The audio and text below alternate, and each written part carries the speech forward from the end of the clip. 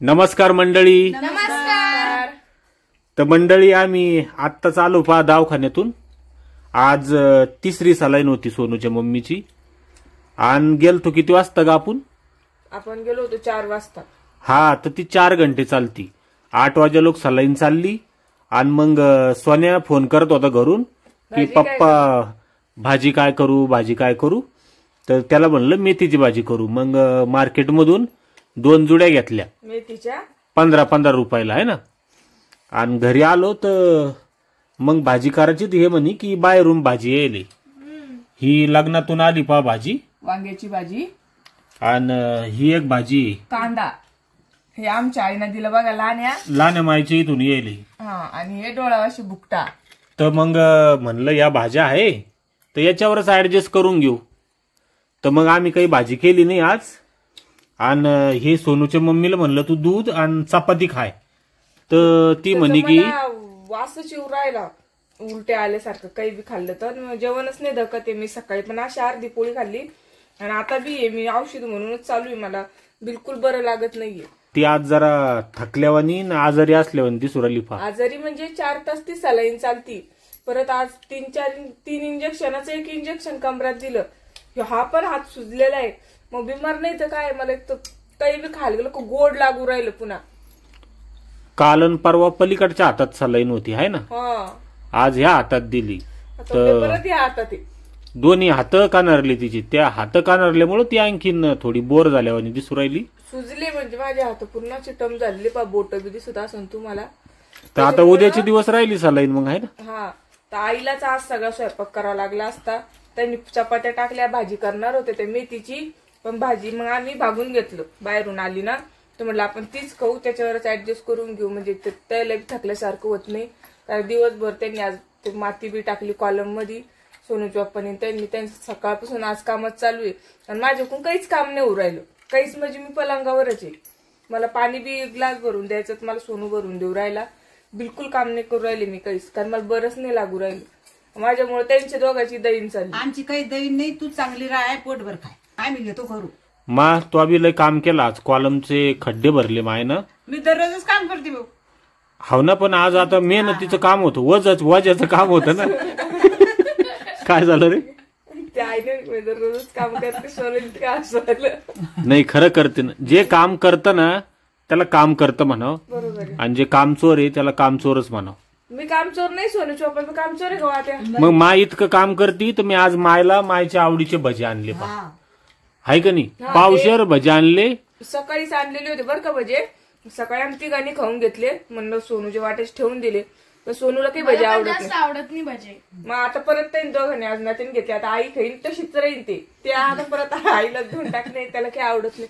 आईला सगळ्यात जास्त भजे आवडते आमच्याकडे. भजेच आवडते मला. उद्या शनिवार आहे तुम्हाला.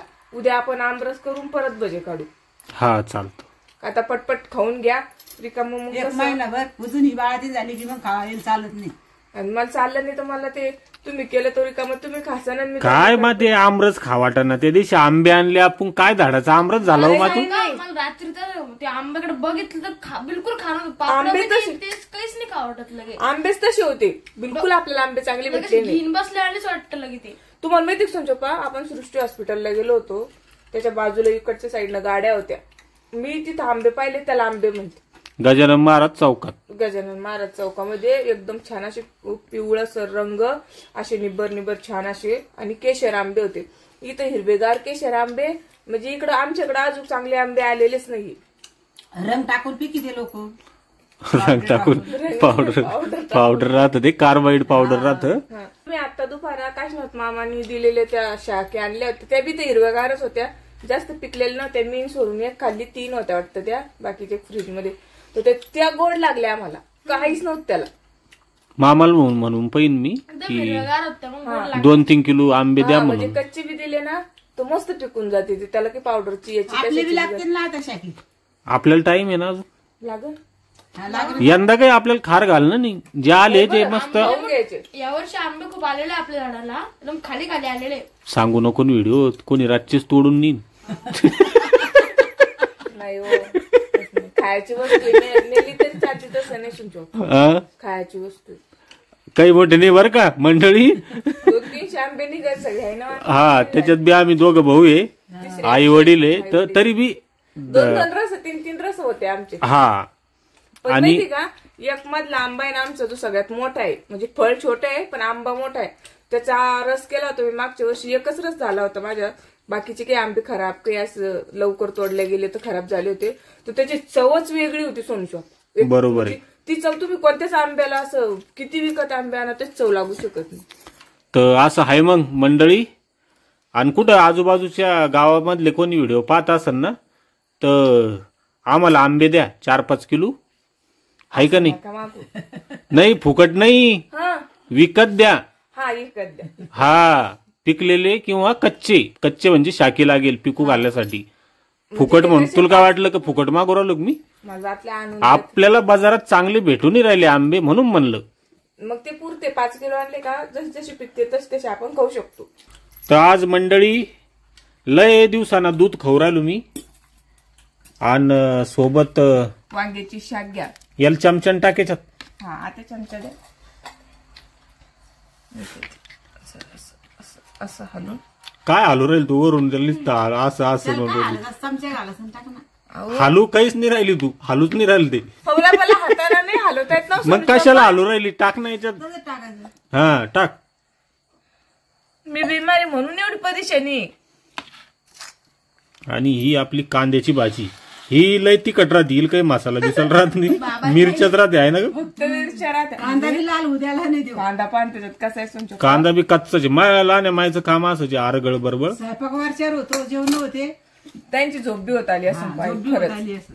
ते 7:30लाच झोपते बरोबर आहे. आणि आमची 7:30ला चपात्या चालते, मग भाजी आम्हाला झोपूस 11 वाजते रोज. मला सर काम नाही येत. दंबाचं काम आहे पण चांगलं आहे. बरोबर आहे. ते आईचं फास्ट आहे, आ? लहान आईचं फास्ट आहे असं. तू जेवता जेवता बोल ना.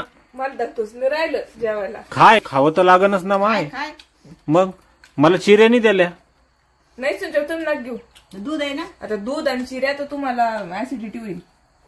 भाऊ मला जेवताना आंबट लागतं उन्हाळ्याचं. काही होत नाही ते. जे होईन ते होईन, पाहता येईन काय होत. तुमच्यासाठी म्हणत होते मी.